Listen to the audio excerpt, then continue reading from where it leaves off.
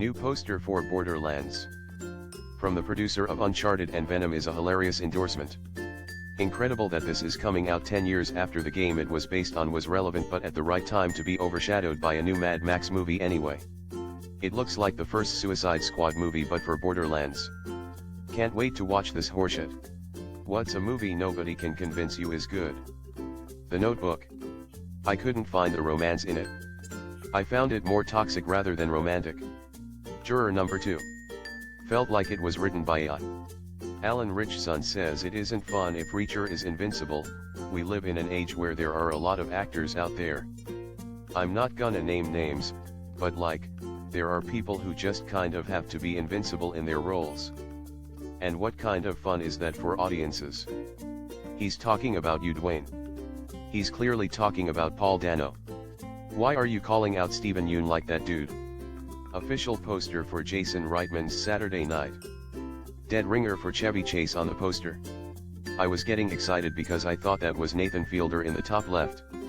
First image of Daisy Ridley in zombie thriller We Bury the Dead, a desperate woman whose husband is missing in the aftermath of a catastrophic military experiment joins a body retrieval unit, but her search takes a chilling turn when the corpses she's burying start showing signs of life. Glad she's getting work that's outside of Star Wars. Looking at that pic, she could be a modern Ellen Ripley. We need more big-budget well-written zombie films. Would the last scene of the film series be better if it brought back the cozy tone of the first 2 movies? At least they wouldn't look like corpses. Basically every movie from OOTP on hits grayer and grayer scales until they all literally look like they're wax people. Throughout the entire movie, direct sunlight is nowhere to be found until the moment Voldemort died. That, I believe, is when the color and warmth should have come back as well. They were too literal with the movies getting darker. The first 2 movies hit different for a reason. Not only were they, in my opinion, the most accurate to the books, they were also the most warm and cozy of the series.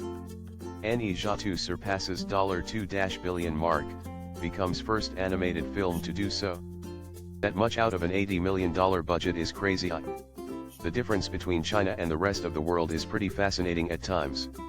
This film literally holds the world record for animation and the 7th highest grossing film overall, and the vast majority of people from most countries on Earth haven't seen it or even heard of it. Wait, there's 2 films of this. I didn't even know about the first one.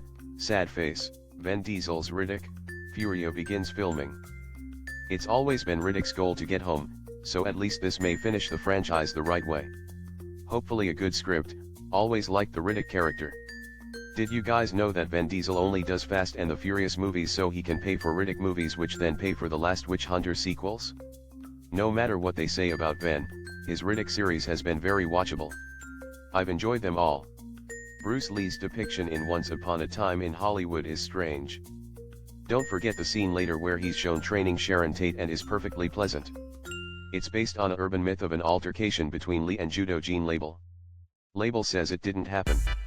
The iconic giant ball in Raiders of the Lost Ark is only on screen for 15 seconds, but it's one of the most memorable scenes in cinema history. What other classic scenes are actually a lot different than how they're remembered in pop culture? The iconic hockey mask from Friday the 13th doesn't appear until the 3rd movie. Pinocchio's nose only grows in one short scene. People are often surprised how few deaths there are. John Rambo's M60 Rampage in First Blood. There is only one fatality in the entire movie and that's kind of accidental.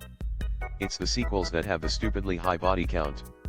And I suppose someone has to mention how little screen time Hannibal Lecter has in Silence of the Lambs. Plenty of iconic scenes, but he's only ever a supporting character.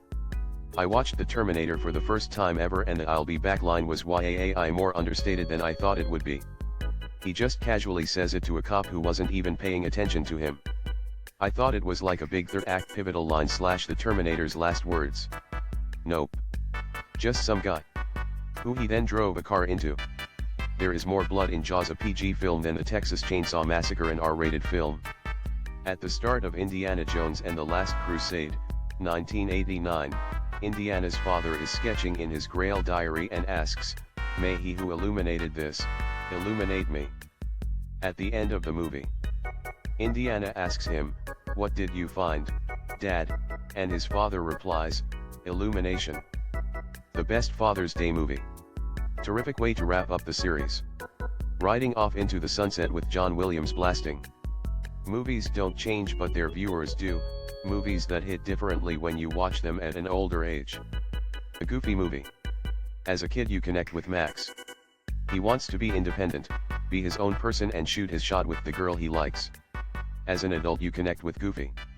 He just wants to be involved in his son's life, be a present father, and make memories with him while he still has the chance. I thought Office Space was hilarious when I was a teenager working at a video store. The neighbor character was hilarious. As an adult with an office job I now see that the movie is actually horror. I modded Elden Ring so that strangers across the internet can voice my summons in real time. I'm sorry. I thought I died surrounded by my grandkids. What am I doing here? Hashtag new hole, new possibilities. Oh my god, a sequel to your legendary voice Skyrim playthrough?